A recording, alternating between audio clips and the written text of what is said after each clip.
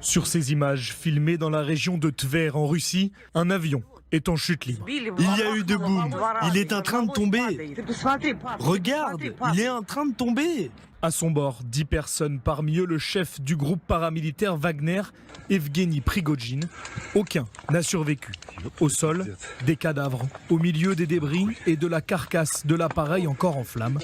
L'avion s'est écrasé aux alentours de 19h alors qu'il effectuait une liaison entre Moscou et Saint-Pétersbourg.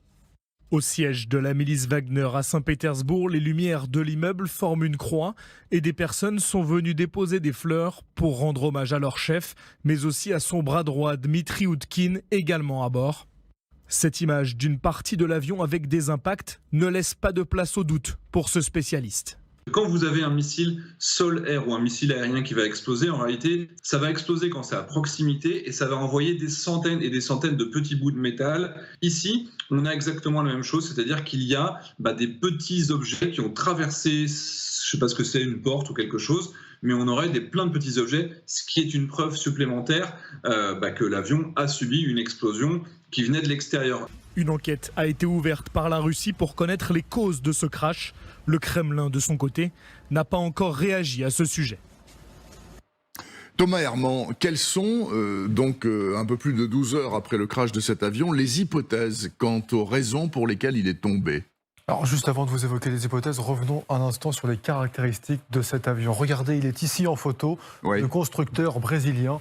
Alors voici quelques informations. Il est recensé sur Internet comme appartenant à la compagnie Wagner Group. Sa date d'immatriculation à cette compagnie, Wagner donc, date du 1er octobre 2019. Son âge, un peu moins de 16 ans. Il faut savoir qu'un avion a une durée de vie entre 25 à 30 ans. Il avait encore de longues heures de vol devant lui. Et puis, sa capacité, 13 sièges, on peut aller jusqu'à 32. C'était donc plutôt confortable à l'intérieur. Revenons sur ces 32 dernières secondes. Assez mouvementé, on était au tout début autour de 8000, 9000 mètres d'altitude pour chuter à 6000 mètres d'altitude en seulement 32 secondes donc. Alors, les hypothèses, quelles sont-elles ? Eh bien, on vous en propose 3. Tout d'abord, l'accident en vol. C'est la piste qui est avancée par les Russes avec une enquête qui a été ouverte pour violation des règles de sécurité du transport aérien. Concrètement, qu'est-ce que ça veut dire ? Eh bien, on met en doute à la fois le matériel, mais également la formation de l'équipage. Une équipe d'enquête est sur place depuis hier soir, nous fait savoir les Russes. La deuxième hypothèse, c'est une bombe à l'intérieur de l'appareil. Mais si on regarde cette vidéo, on voit que l'appareil est encore en morceaux et en uniques morceaux, ce qui fait que c'est peu probable. Et puis, cette dernière hypothèse, l'appareil touché par un missile. Là aussi, il y a plusieurs éléments qui étaient cette version. Voilà, les 3 hypothèses, la troisième étant la plus plausible, mais pas encore avérée. Merci beaucoup, Thomas Herman. On va s'intéresser, Amal, maintenant à la relation entre Poutine et Prigojine. Alors, une relation qui a d'abord commencé par être amicale avant de devenir conflictuelle. Oui, Prigojine a rencontré Poutine alors qu'il tenait un restaurant luxueux à Saint-Pétersbourg. Les deux hommes se sont liés d'amitié et le futur patron de Wagner a vite intégré le cercle de Poutine jusqu'à créer une des plus grandes milices paramilitaires au monde. Alexandra Durand. Pendant longtemps, il est resté dans l'ombre. On l'aperçoit ici furtivement à l'image lors d'un dîner de chef d'État. Il concocte des plats pour les grands de ce monde reçus au Kremlin.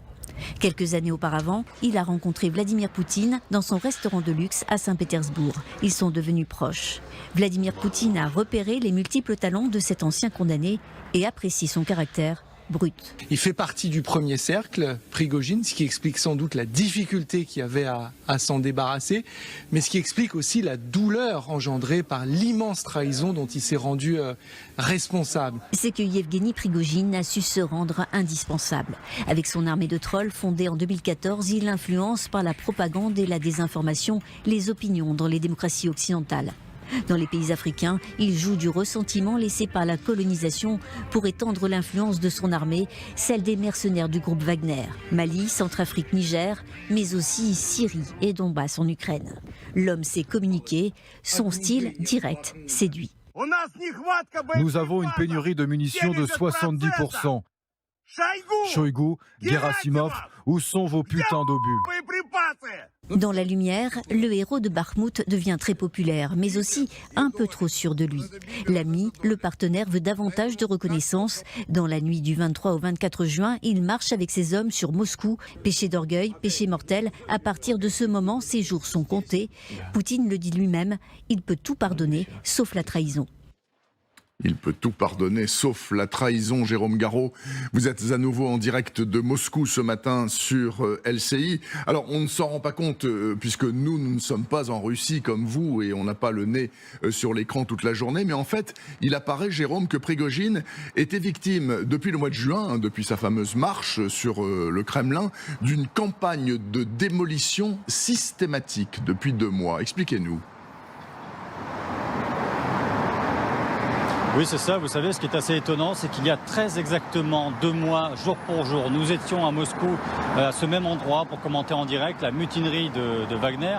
Et c'est vrai que depuis ce jour, depuis 2 mois, Prigojine était resté aux yeux des Russes l'homme qui avait osé défier Vladimir Poutine. Alors, il avait certains soutiens chez les militaires, avec le général Sourovikine, par exemple, d'ailleurs démis de ses fonctions hier matin. Mais Prigojine avait aussi des soutiens parmi la population. Et même ici, à Moscou, nous avions rencontré des Russes qui soutenaient sa ligne dure, par exemple. Alors, beaucoup de personnes l'avaient désavoué après ce coup d'État manqué. Et ensuite, Prigojine avait semblé pardonné par le Kremlin. Et dans le même temps, quelque chose qui était quand même assez troublant, ce sont ces télévisions russes qui révélaient des affaires, des scandales financiers. On avait vu cette fuite, par exemple, des images de la perquisition de son manoir à Saint-Pétersbourg, la perquisition réalisée par le FSB avec toutes ces vidéos, ces photos, des lingots d'or, des liasses de billets. Bref, à la télévision russe, Prigojine devenait le mafieux, l'escroc, le traître. Et le voilà qui disparaît dans cet accident spectaculaire. Sa mort, surtout si c'est un assassinat, pourrait bouleverser certains équilibres ici à Moscou.